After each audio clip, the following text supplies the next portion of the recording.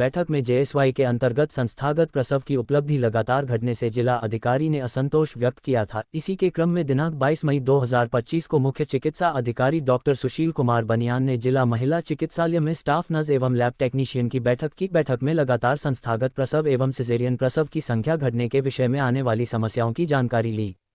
किसी भी staff nurse को सिजेरियन प्रसव की कोई समस्या होने पर अपनी समस्या को डॉक्टर राजेश चौधरी से दूरभाष से बताए। साथ ही जिला महिला चिकित्सालय का कोई कर्मचारी दलाल का सहयोग करता है तो उस पर कड़ी कार्रवाई होगी। प्रसव हेतु आने वाले लाभार्थियों के साथ स्टाफ नर्स सही से काउंसलिंग करे। मुख्य चिकित्सा अधिकारी ने एक नवाचार के अंतर्गत जिले पर कंट्रोल रूम की स्थापना की गई है।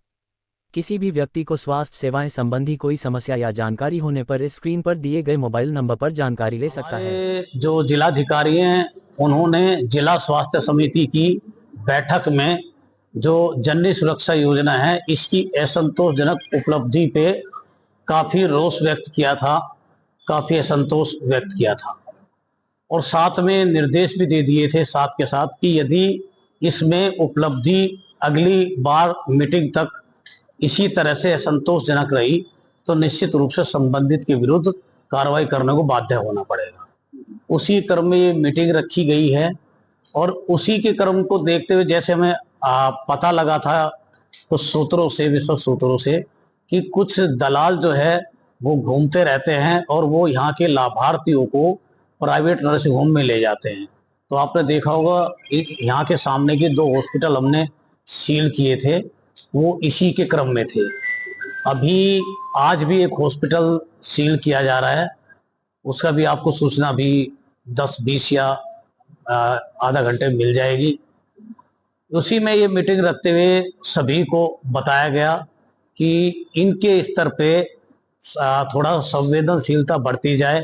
जो लाभार्थी हमारे यहाँ आता है उसके साथ मधुर व्यवहार करते हुए, उसकी काउंसलिंग करते हुए अधिकतर की डिलीवरी यहीं कराई जाए और अगर सीजर का केस है तो यथासंभव प्रयास किया जाए कि वो हर हाल में यहाँ किया जाए।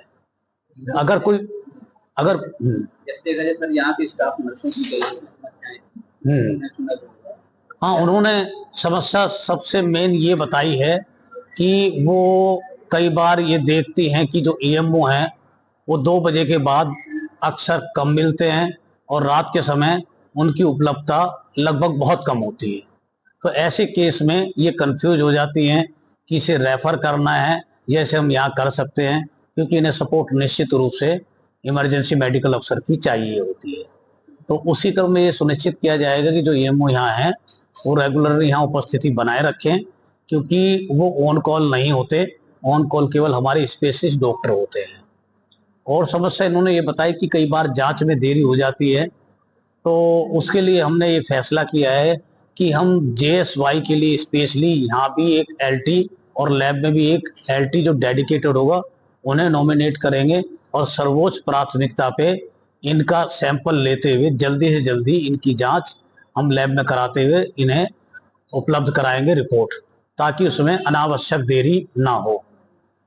एक इन्होंने समस्या और बताई थी कि रात के समय यहाँ सीजर नहीं होता, यानी कि इमरजेंसी सीजर नहीं होता, केवल प्लान्ड सीजर होते हैं जिन्हें पहले से हम तैयार रखते हैं कि इनका कल होना है, इनका परसों होना है। तो निश्चित रूप से एक बड़ी समस्या है, ये भी सुनिश्चित करने की कोशिश करेंगे कि रात को भी इमरजेंसी सीजर हो जाए, क्योंकि यहाँ से अगर कोई मरीज कोई लाभार्थी हमारा प्राइवेट में जाता है तो कम से कम 30-40 हज़ार रुपये उसके सीजर में लगते हैं। गरीब आदमी की कैपेसिटी इतनी नहीं है, कई बार वो अपना मकान गिरवी रखता है, कई बार अपने गहने गिरवी रखता है या इसी तरह गंभीर समस्याओं से जूझता है। बिल्कुल स्पष्ट निर्देश है, या तो स्वतः ही इस कैंपस को छोड़ के चले जाए, अन्यथा चिन्हित करते ही और निश्चित रूप से उनके खिलाफ कठोर दंडात्मक कार्रवाई की जाएगी, जिसमें एफआईआर दर्ज भी शामिल है। सर एक चीज ये भी है कि कहीं पता चला है कुछ आशा बहु भी कुछ बैंकों के लालच में प्राइवेट, इसके बाद हम उन आशाओं को भी चिन्हित करने में लगे हुए हैं। अगर हमें कहीं से भी ये पता लगेगा कि किसी भी आशा के द्वारा जो केस यहाँ लाया गया था और फिर वो प्राइवेट में अगर भर्ती हो गया है तो उसकी जांच करते हुए अगर उसका उसमें रोल पाया गया, वो दोषी सिद्ध हुई, तो उसकी कार्रवाई मिनिमम उसकी सेवा समाप्ति होगी। इसके अतिरिक्त भी हम कुछ कानूनी कार्रवाई कर सकते हैं। जैसा कि आप देख रहे हैं, लगातार हम नवाचार कुछ ना कुछ करते जा रहे हैं। उसी नवाचार के क्रम में आज हम एक कंट्रोल रूम हमने स्थापित कर लिया है जनता की समस्याओं के लिए। अगर स्वास्थ्य संबंधी कोई भी समस्या उसे है और हमारे विभाग में आने के बाद वो हल त्वरित गति से प्रभावी ढंग से अगर नहीं होती है या उसमें कोई समस्या किसी भी स्तर पे आती है, कोई समस्या पैदा करता है, तो उसके लिए हमने एक कंट्रोल रूम बना के एक नंबर हम जारी कर दिए हैं। अगर चाहे तो आप नोट कर सकते हैं। ये नंबर है हमारा 7510050381। तो ये हमारा कंट्रोल रूम मुख्यालय का है और ये 24 घंटे चालू रहेगा कल से। तो सभी जो हमारी जनपद की जो जनता है उनसे अनुरोध है कि यदि वो किसी भी तरह की परेशानी दिक्कत अगर महसूस करते हैं हमारे स्वास्थ्य विभाग के किसी भी कर्मचारी से, किसी भी स्वास्थ्य इकाई से, तो इस पे अवगत कराएं। इसकी एंट्री हम वहाँ एंट्री रजिस्टर बनाएंगे, उसका बाकायदा शिकायत नंबर हम दर्ज करेंगे और उसे त्वरित गति से निपटाते हुए संबंधित को अवगत भी कराएंगे। सर, क्या उम्मीद करें कि ये नंबर जो आपने अभी फ्लैश किया ये उठेगा? निश्चित रूप से उठेगा। अगर ऐसा नहीं होता तो इन कर्मचारियों के लिए भी उसी तरह गाइडलाइन होगी कि पहले इन्हें हम नोटिस देंगे, चेतावनी देंगे और अगर उसके बावजूद भी पुनरावृत्ति इनके द्वारा होगी तो निश्चित रूप से कार्रवाई।